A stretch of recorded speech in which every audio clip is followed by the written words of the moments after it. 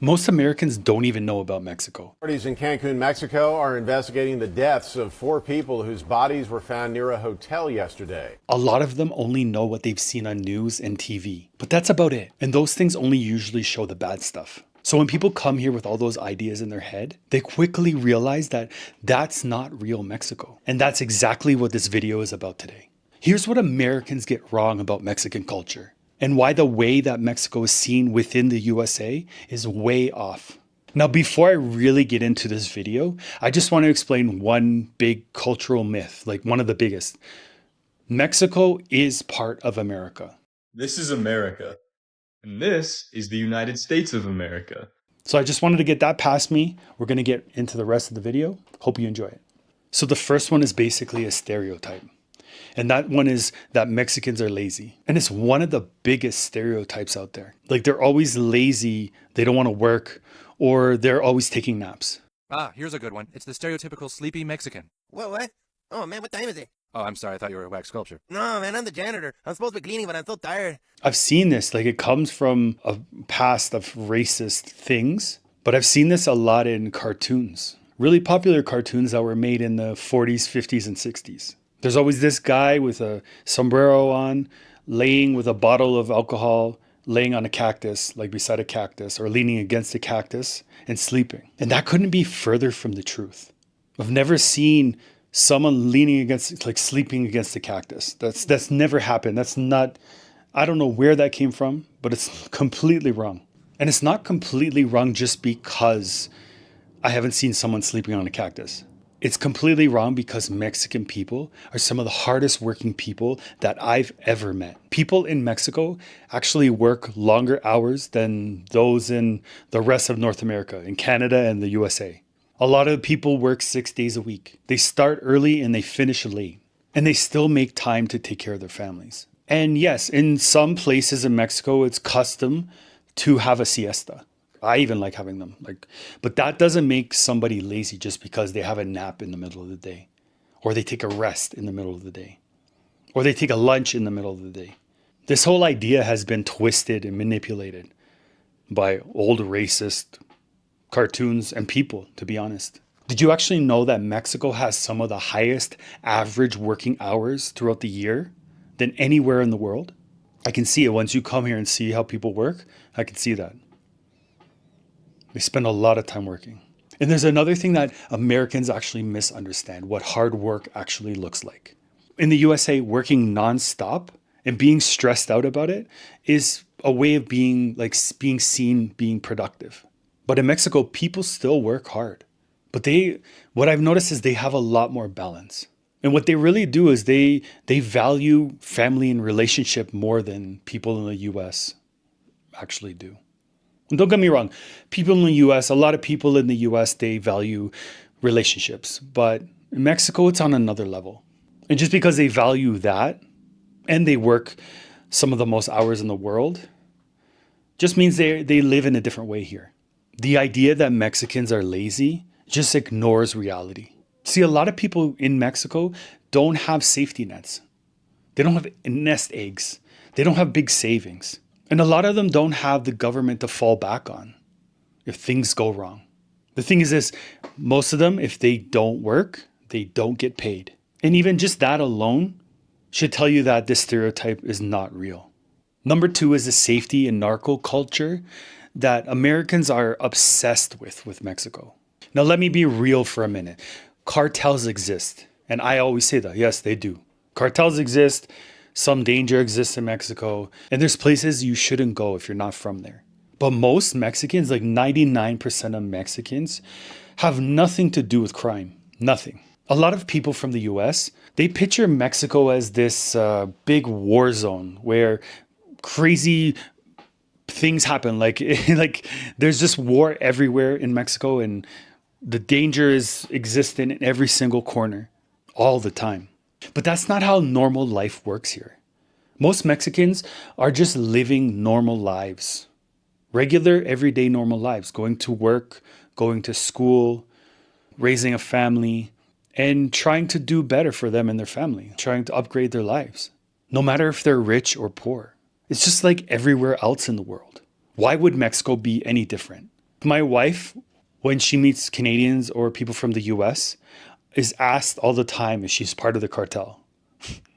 Like, I don't know if half of it is a joke or not. Like, I don't get it. But I do, because I used to think, maybe not that exact way, but I used to think that Mexico was just a danger zone everywhere too before I came to Mexico City. And that was only about 4 years ago. Hey, I hope you're enjoying the video. I just want to take a second here and tell you about a WhatsApp community that I created. It's a place where you can get notifications from me and other videos that I haven't posted on YouTube. I also have a group within the community where you can talk to other people from around the world. I mean, we don't just talk about Mexico, we talk about all different things, but come join. We'd love to have you there. The link is in the description below. Now let's get back into the video. One thing that Americans usually don't get, they don't understand, or they don't realize is that a lot of the violence is localized in very specific areas of Mexico, just like the USA. It often happens far from the places where people travel to, where there's a lot of tourists or people from other countries living. It's very localized. But on US news, Mexico gets all lumped together like it's this tiny little place. So to everyone else outside of Mexico, it looks super dangerous. And it's not. It has its issues, yes. It has its issues. I'm not going to lie. And, you never know. Something could happen anywhere. But this isn't generally true. The cartels are running Mexico. It's very, very sad to watch and see what's happened to that country. But the cartels are running, and the news doesn't show this normal everyday life in Mexico because it's boring. Nobody's going to click on it and watch that video or read that blog post about it or read the newspaper if it's all boring stuff that everyone else does. They need clicks. They need someone to read. They need views. That's how they make money. And I've said this so many times in so many videos, but I have a specific video where it's myths about Mexico that the news in the US is telling you. I'll put it in this description and you can watch it later. But that's what normal people see, that Mexico is this chaos. I've even seen videos of things with... The bodies of 9 missing students have been found brutally hacked apart and dumped on a highway in Mexico alongside a bag of severed hands. You start to generalize and think that this is all of Mexico, and it's not true whatsoever. And if you think this, you need to come visit and see how nice and kind and friendly Mexican people actually are. Because it seems like every time I go out my door, I make a friend. Another misconception is Mexico is just a poor country, poor everywhere. And guess what? That's not true. There is definitely poverty. But the USA has poverty too. This is what it's like out here. It's not for the faint of heart. Pretty damn wild is how I'd say it. There's tons of flies and trash, and this is new. You can go to some places that are really poor in the USA. But that doesn't make all of the US poor, does it? What people actually miss is that Mexico has a massive economy, a huge middle class, and modern cities too. Lots of people tell me that Mexico is third world. I don't know. I don't think all of Mexico is third world, my friends. It's actually one of the largest economies in the world. I don't know if it's 12th or 14th, it's somewhere in there. It's not this small, struggling country that a lot of people think it is, or like it's portrayed by Hollywood TV shows and the news. Mexico in real life. Mexico in the movies. When you imagine Mexico and you haven't been here yet, and I'm guilty of this, and I feel really stupid about it, you imagine Mexico as these small, dusty villages. I really can't believe I believed that back in the day, but I did. But cities like Monterrey or Mexico City are bustling metropolises. They're huge. Mexico City is the biggest city in North America. There's world-class hospitals, airports, highways, amazing shopping malls, and of course, like business districts. In a lot of ways, they function like other US cities. Like it functions like a normal city.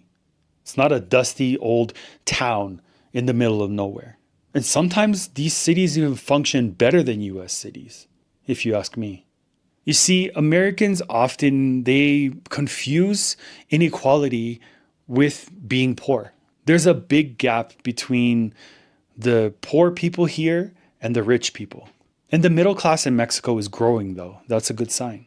But just because there's this big contrast doesn't mean that Mexico itself is a poor country. It just means that wealth isn't spread evenly, which is very different than thinking that everybody is struggling. If you go to some areas in Mexico City, like some neighborhoods, some people just seem like they have a lot of money here. And no, it's not because these people are doing bad or illegal activities. So don't even say it. Another big misunderstanding is that Americans think that Mexico consists of one race, one type of people, which is completely wrong. That's not how it goes here. Mexico is made up with many different people from many different backgrounds. You'll meet people with indigenous roots, European roots, African roots, Asian roots, and everything in between. There isn't one specific Mexican look, even though that's what we're told in Hollywood movies.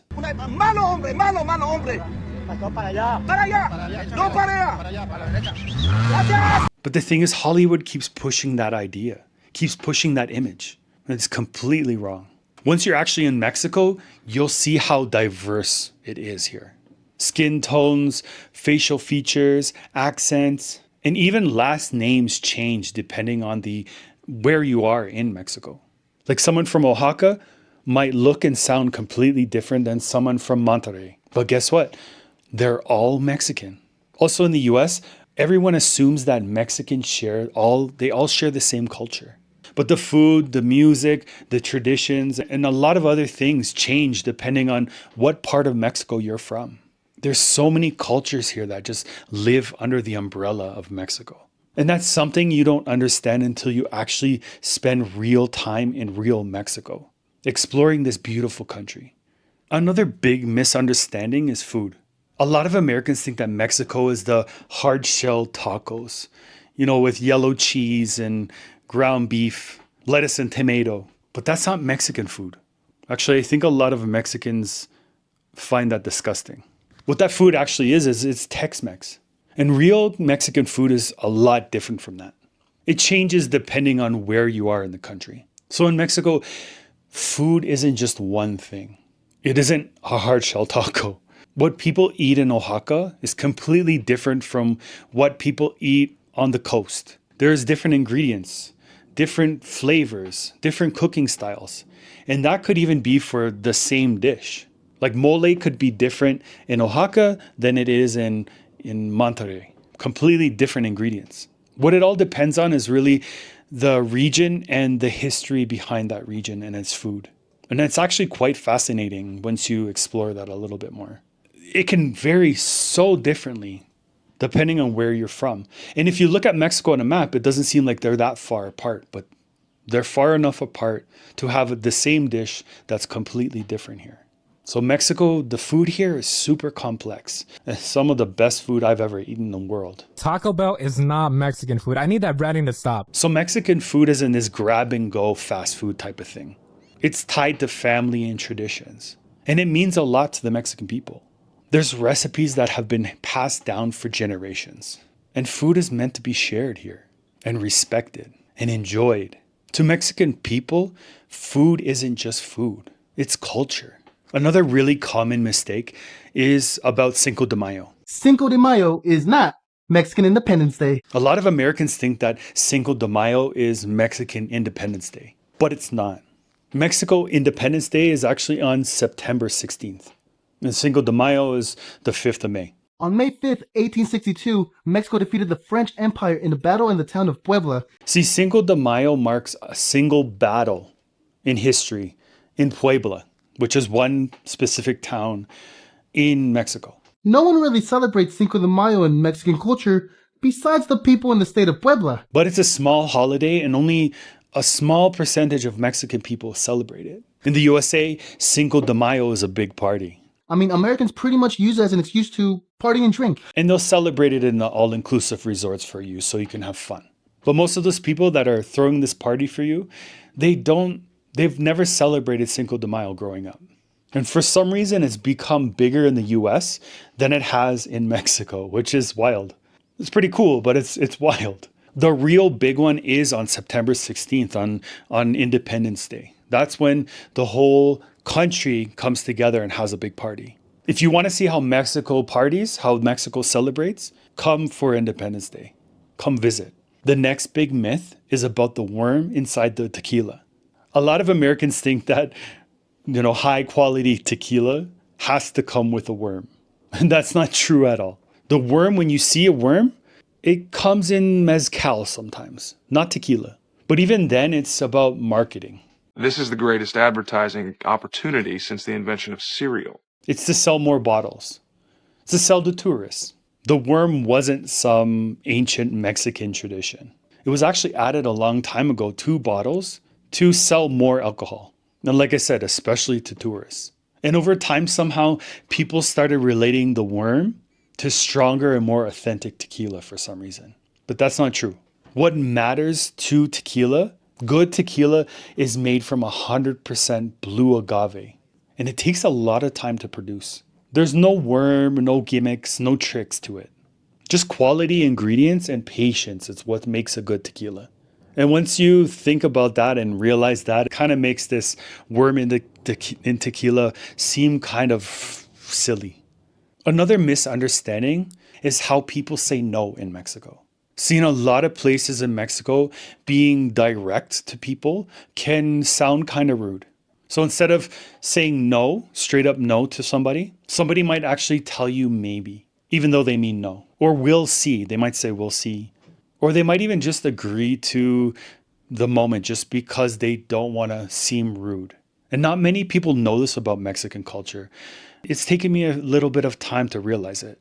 Mexicans get offended very easily. See, Americans often see this type of behavior and they'll say that it's flaky. Yeah, it's considered rude if you just come straight to the point. But really what it is here is it's a way of avoiding hurting people's feelings. And in the US, a lot of times being direct is seen as being respectful. In Mexico, being kind and smoothing things out matters a little bit more. And of course, that could create confusion later if you're not used to it. But like I said, it took me some time. So the more time you spend in Mexico, the more you'll start picking up on the signals. Is it a signal? And you'll start to understand it a little bit more. But it's not dishonesty. It's not trying to manipulate you. It's just a different communication style. And sometimes when you travel the world, you need to understand that people have different ways of doing things. And the problem isn't them. The problem's you, because you won't adapt to it. You won't take the time to learn the culture.